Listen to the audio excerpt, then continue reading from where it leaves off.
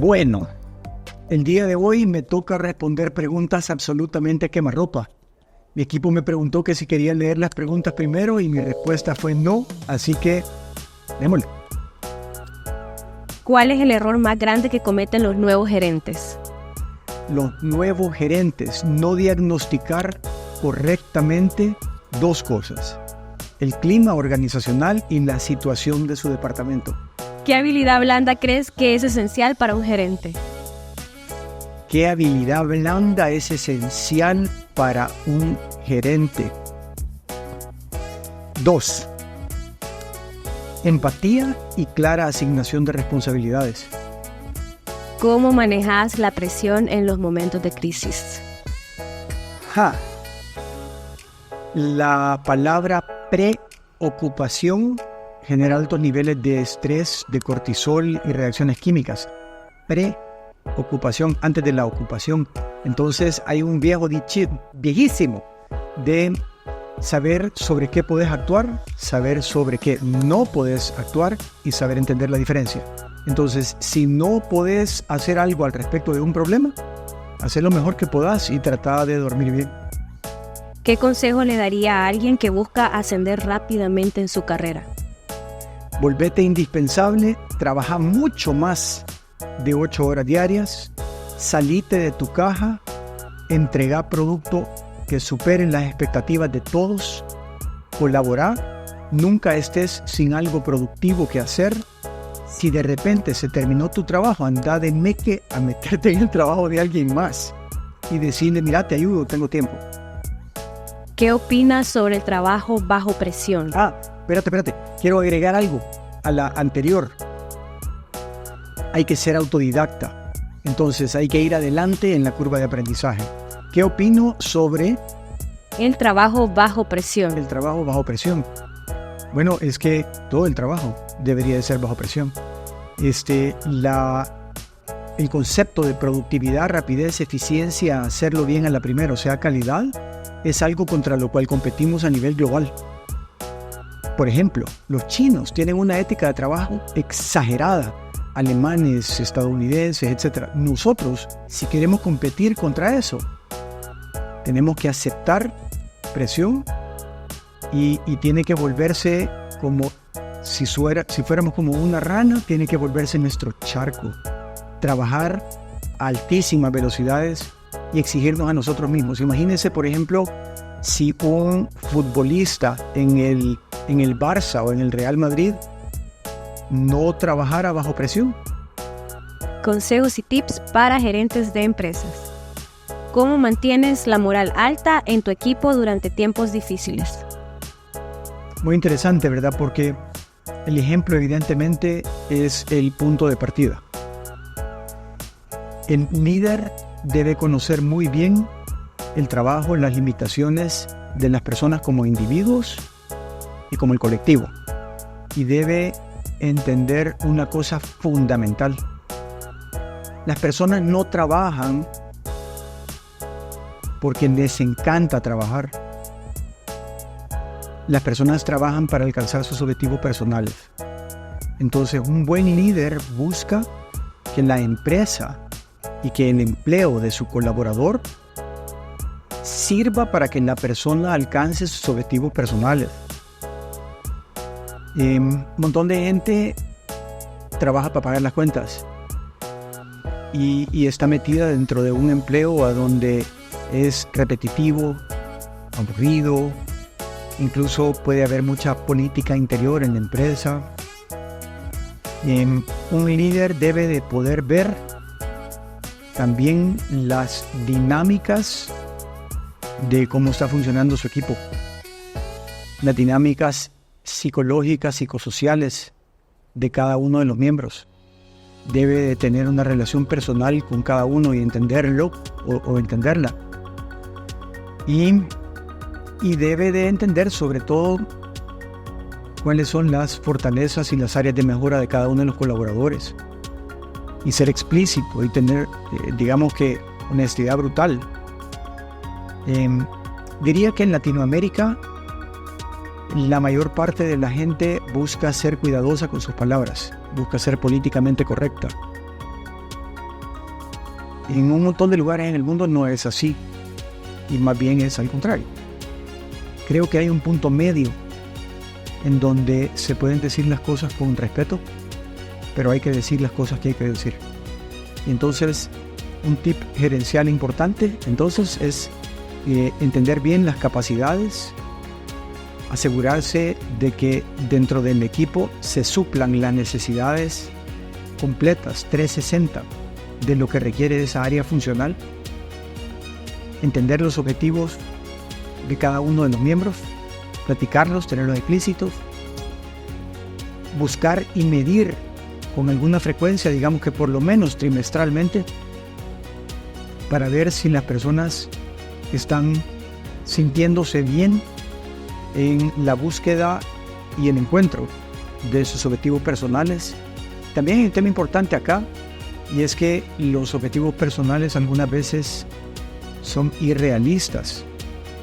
Por ejemplo, y en una serie de preguntas y respuestas que le hice a mi equipo hace un tiempo, ¿qué quisieras? ¿Verdad? Duras las respuestas en el sentido siguiente. Quisiera viajar y comprar una casa y hacer una serie de cosas. Y entonces pregunté, ¿cuánto estás ahorrando? Me dieron la respuesta. ¿Y en qué lo estás ahorrando? Lo estoy ahorrando en un banco. ¿Cuánto te paga el banco? 2% o 3% anual. Lo cual es abajo del nivel de inflación, ¿no? Entonces, entre más ahorro, más pierdo. Y pregunté, ¿y cuánto tenés ahorrado? Y entonces la respuesta fue X. Y le dije, bueno, ¿y qué pasaría, por ejemplo, si tenés un accidente en tu vehículo y no estás asegurado y se te va todo tu ahorro? Entonces tengo que volver a empezar. Pero mirá, le dije, o sea, tenés 30. No podés hacer esto. Tenés que encontrar otras mecánicas de inversión que no sean así. Tenés que diversificar y entender cómo manejar bien tu dinero. Y entonces abrimos la puerta para hacer algunas cosas que tienen que ver con inversión de mucho mayor rendimiento. Curioso ver el resultado de eso, pero la realidad entonces es que para mantener la motivación del equipo, uno tiene que entender el equipo, tiene que tomar medidas en tiempos difíciles, particularmente para comunicar de forma clara, honesta, transparente y completa. Tiene que dar el ejemplo y tiene que saber cuáles son los objetivos de las personas para mantener en el radar siempre si como puesto de trabajo, como aspecto de remuneración, ese puesto le está permitiendo al colaborador que cumpla sus objetivos. ¿Cuál es la mejor manera de manejar conflictos en el lugar de trabajo? La mejor manera de manejar conflictos en el lugar de trabajo. Con un bate de béisbol y un golpe rápido en la cabeza de las personas que están en el conflicto. No es así. El punto fundamental de un conflicto normalmente es emocional. Un tema de negocio numérico, matemático, objetivo, no debería de generar un conflicto, sino que hay químicas personales y hay que entenderlas. Entonces, se requiere una de dos cosas: que dentro del conflicto, el que más inteligencia emocional posee agarre la responsabilidad de conducir la negociación del conflicto de una manera serena. Si el conflicto está sucediendo entre colaboradores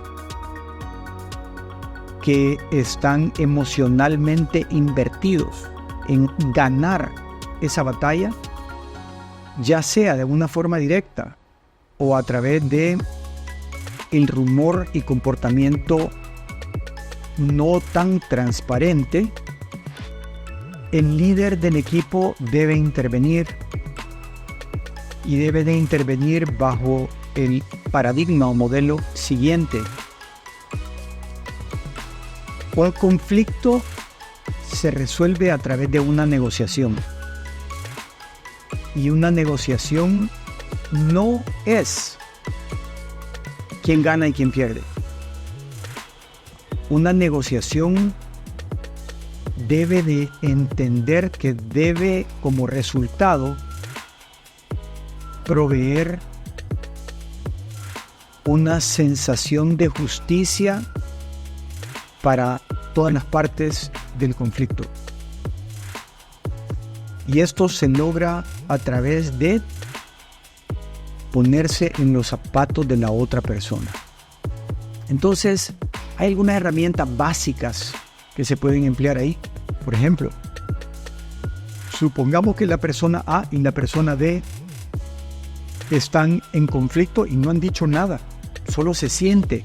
Y por allá en la rumorología apareció que no nos estamos llevando el A y el B. Entonces vale la pena tener una pequeña reunioncita y pedirle al B que se ponga en los zapatos del A y viceversa, y que exprese cómo manejaría la situación.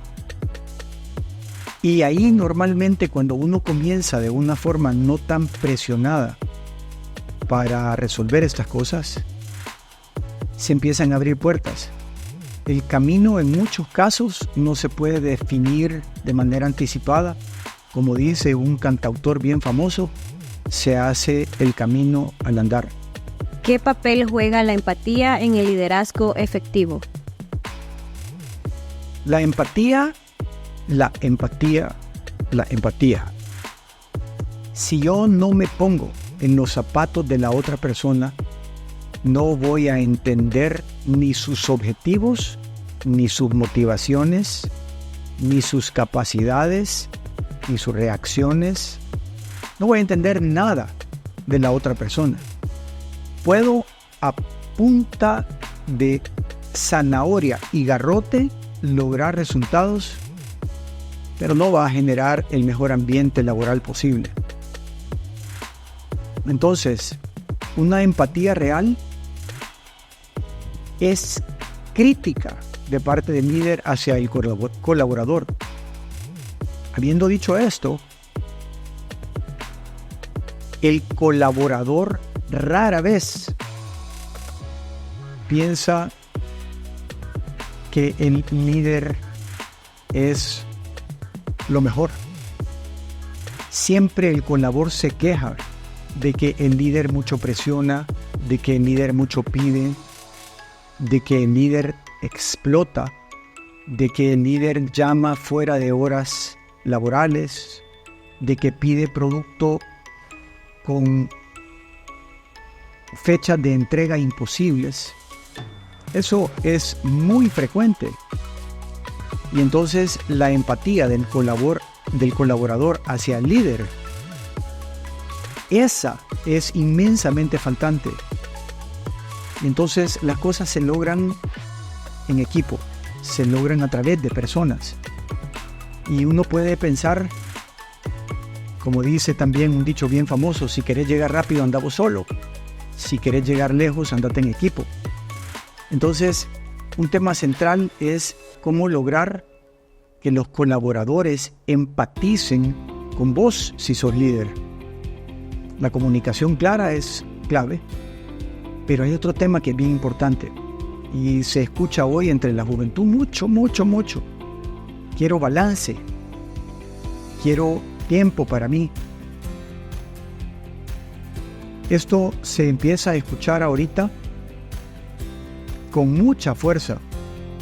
Las personas se cambian de trabajo a cada rato. Y cambiarse de trabajo a cada rato inhibe la posibilidad de volverse experto en algún área. Entonces, aprendo una cosa.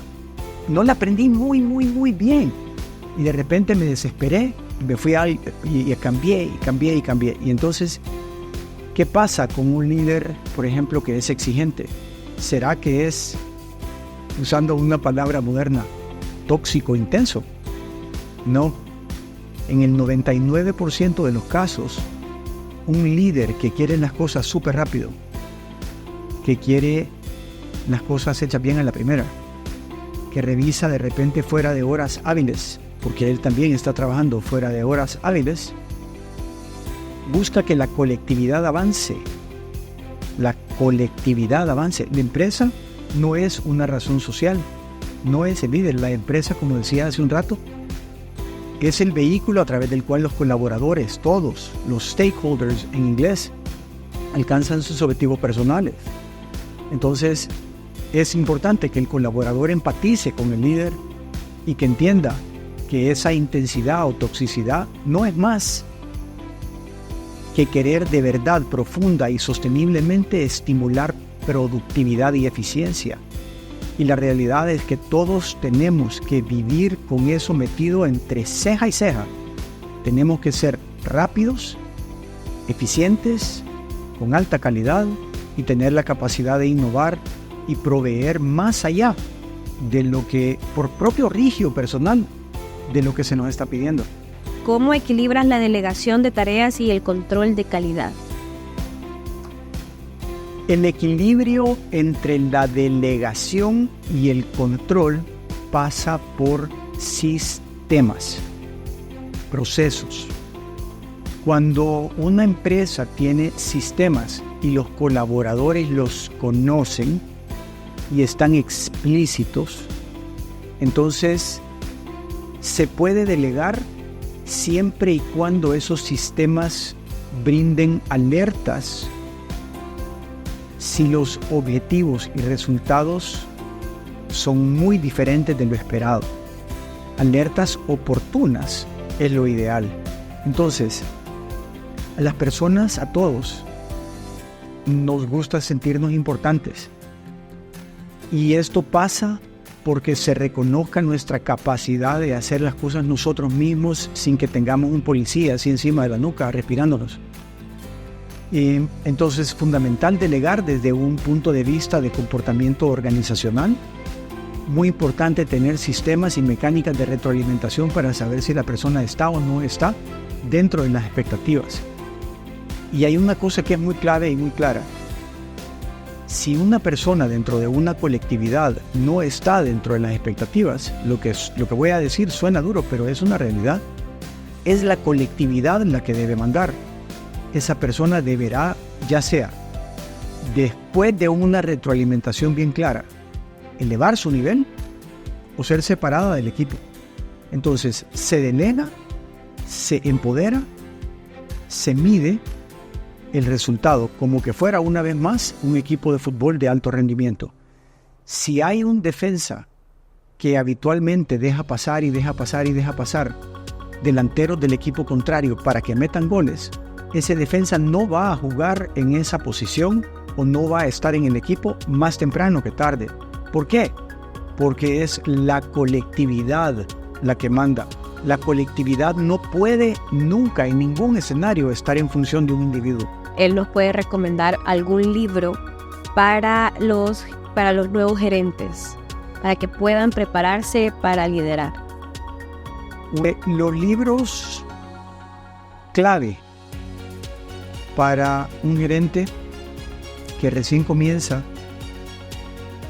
tiene que ver con los acrónimos siguientes, y el autor principal ahí es un señor que se llama Peter Drucker, D-R-U-C-K-E-R. Los acrónimos son KPIs y OKRs. KPIs son Key Performance Indicator, indicadores claves de rendimiento. Hay que entender cuáles son los que aplican para tu área, para tu empresa, para tu equipo, y medir con base en eso, porque estos tienen que estar alineados con la estrategia.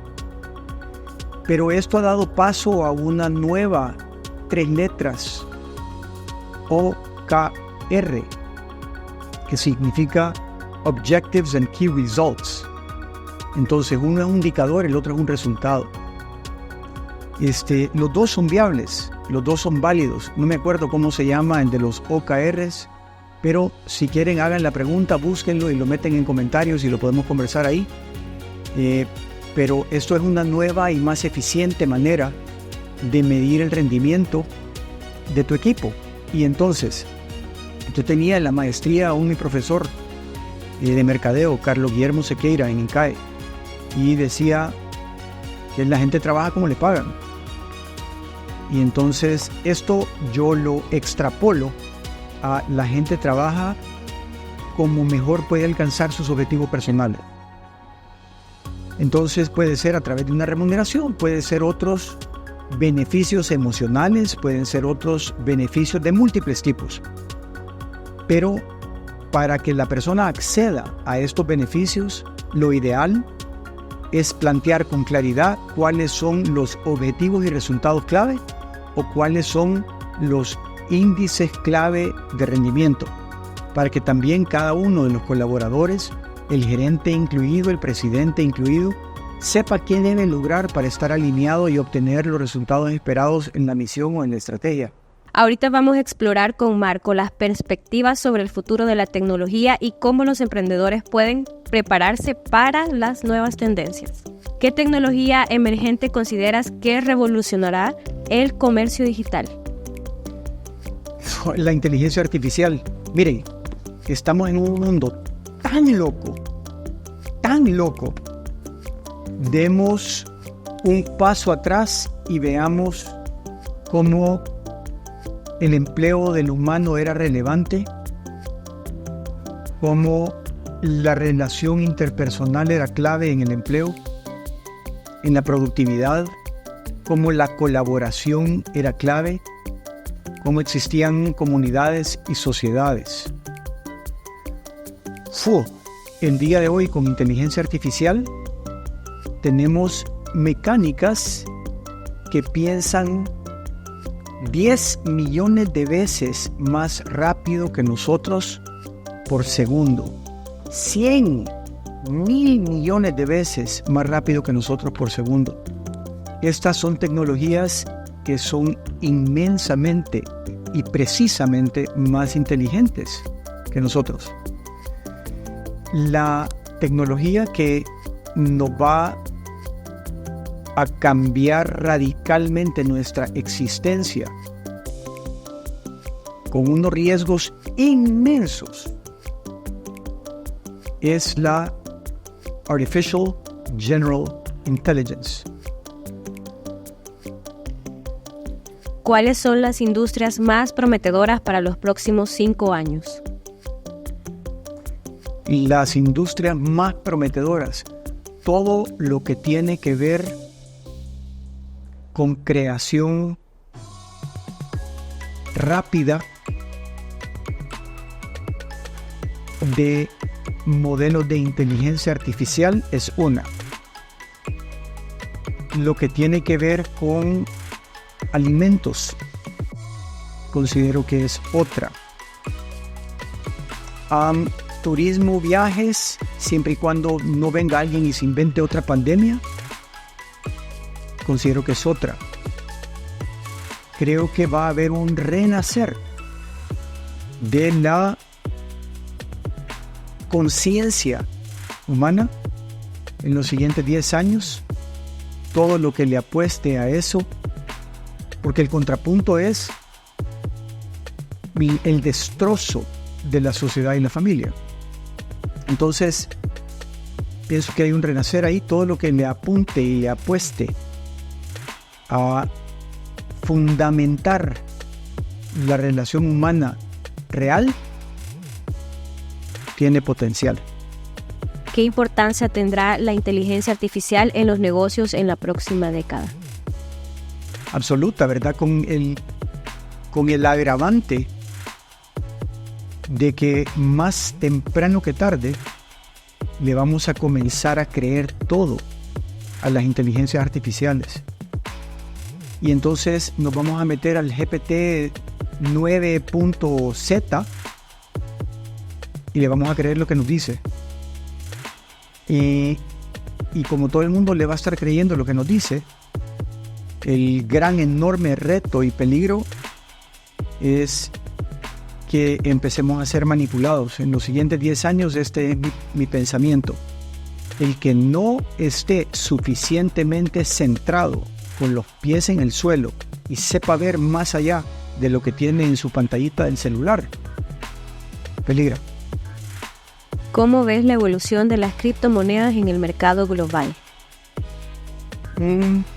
Bueno, recientemente en la campaña de Estados Unidos presidencial hemos visto a todos diciendo que Bitcoin va a ser una reserva estratégica del Tesoro de Estados Unidos.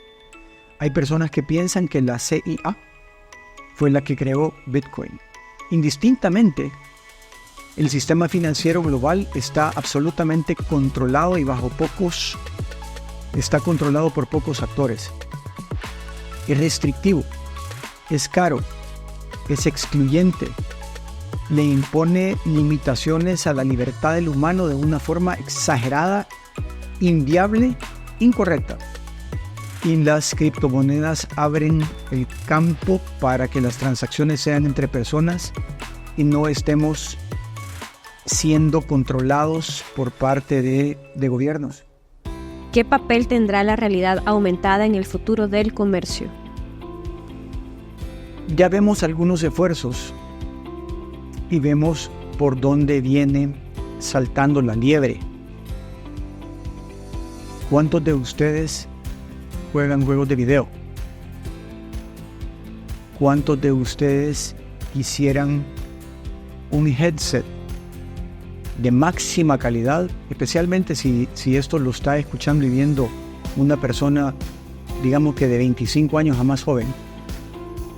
¿Cuántos quisieran el último Oculus para poder jugar juegos de video con la mejor calidad posible? ¿Cuántas personas están ya iniciando el control de drones a nivel recreativo a partir de un headset? ¿Qué va a pasar con eso? Ya hubieron intentos de realidad virtual aumentada anteriores que no pegaron. Ha sido difícil, pero la base está y está creciendo. Quizás no a una rapidez extraordinaria. Sin embargo, voy a recordar y comentar una cosa que se llama el 100 Monkey Rule, la regla de los 100 monos. En Japón hay unos macacos que hace 100 años, digamos, no se metían en el agua caliente.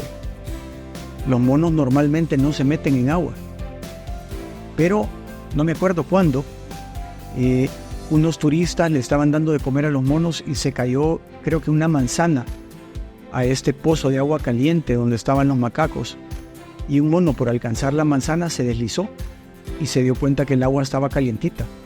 Y entonces cada vez que se caía una manzana, el mono se metía primero accidentalmente y con susto, pero después de eso se metía sabiendo que iba a sentir bien rico en medio del invierno meterse en el agua caliente. Y de ahí vino otro mono y lo copió. Y al rato otro mono y lo copió. Y al rato otro y así, y el crecimiento fue bien lento. Hasta que alrededor de 100 monos lo estaban copiando. Cuando llegó el número a 100 monos, y este es un número arbitrario pues, pero para efectos de mercadeo creo que quien diseñó esa regla le puso el 100 Monkey Rule. Cuando llegó como a 100 monos, de repente todos los monos se empezaron a meter. Y ahora las mamás monos le enseñan a sus bebés de inmediato cómo meterse en el agua caliente en ese invierno tan hélido en Japón. Y todos estos macacos, simplemente hay 10.000 fotos, 100.000 fotos de los macacos bañándose en el agua caliente en medio invierno. Entonces creo que esto va a terminar pasando con la realidad virtual aumentada a nivel poblacional. ¿Y qué va a pasar en términos de comercio ahí? Vamos a estar de repente jugando juegos de video y vamos a poder ver con nuestra mirada algo y decir, quiero comprar eso. Y vamos a estar conectados con una tienda en línea que nos va a mandar un mensajito con el precio y nos va a pedir que a través de un comando de voz lo compremos y que validemos las credenciales de pago. Digo credenciales de pago porque eso está cambiando. Y hay una cosa bien terrible que viene de camino también en la realidad virtual aumentada. Ya los psicólogos tienen años de interpretar los movimientos de la iris para entender la emoción subyacente de la persona. Una realidad virtual aumentada a través de un headset está viendo mi iris, está viendo hacia dónde estoy viendo yo y está asociando las dos cosas, hacia dónde estoy viendo y cuál fue mi reacción emocional. ¿Qué va a hacer una inteligencia general artificial con esa información? Lo que ya está pasando. O sea, nuestros teléfonos nos escuchan y eso no es ningún secreto ya. No es una teoría de la conspiración ni nada por el estilo. No se escuchan, así de sencillo. Nuestra información no es privada.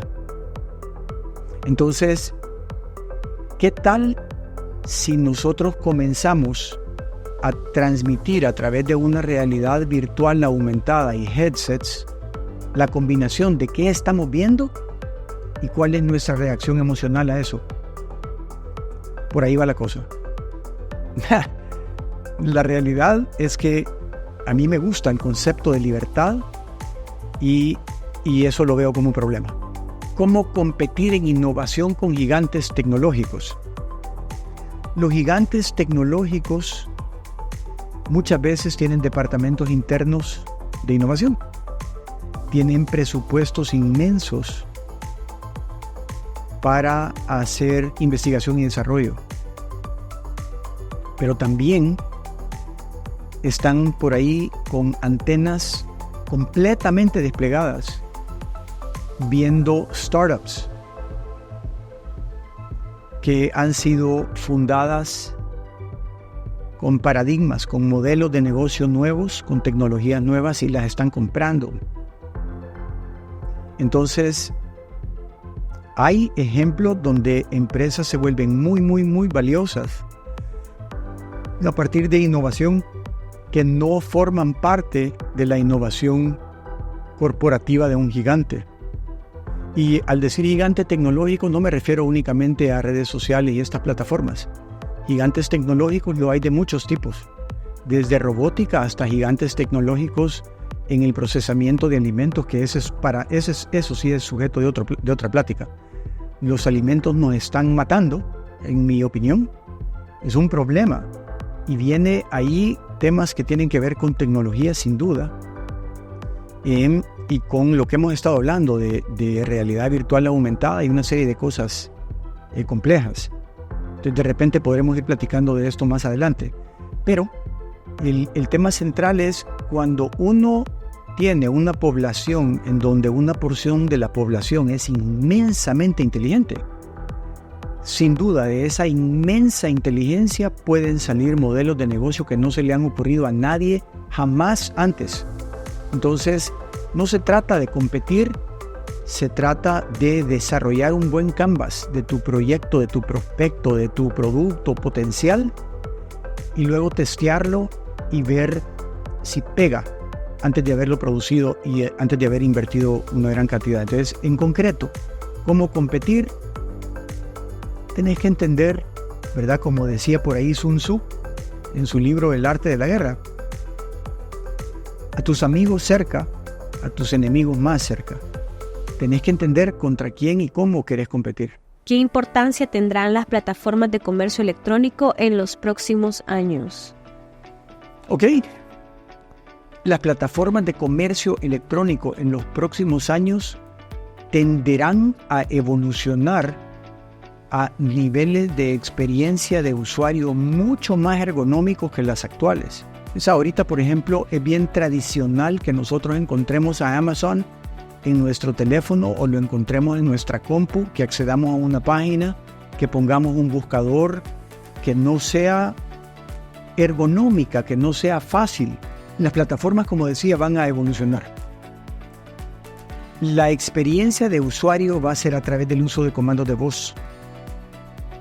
La tecnología ya comenzó a existir y a profundizarse. va a suceder con una inteligencia general artificial que nos va a entender, va a conversar con nosotros, incluso de una manera mejor, más. Vamos a sentirnos mejor comprendidos a través de una inteligencia general artificial que muchas veces a través de una comunicación a través de, con nuestros otros humanos. Vamos a estar mucho más propensos a decir la verdad con una inteligencia general artificial, aparte de que, como decía antes, nos van a empezar a correlacionar qué estamos viendo y nuestra reacción emocional. Ya empezó a suceder esto a través de lo que escribimos. Pero una manera más límbica, más profunda, es entender qué está pasando con nuestra iris mientras vemos una cosa o vemos otra cosa, o qué pasa con nuestra iris cuando escuchamos una cosa. Entonces, las plataformas de comercio o de anuncios nos van a manipular.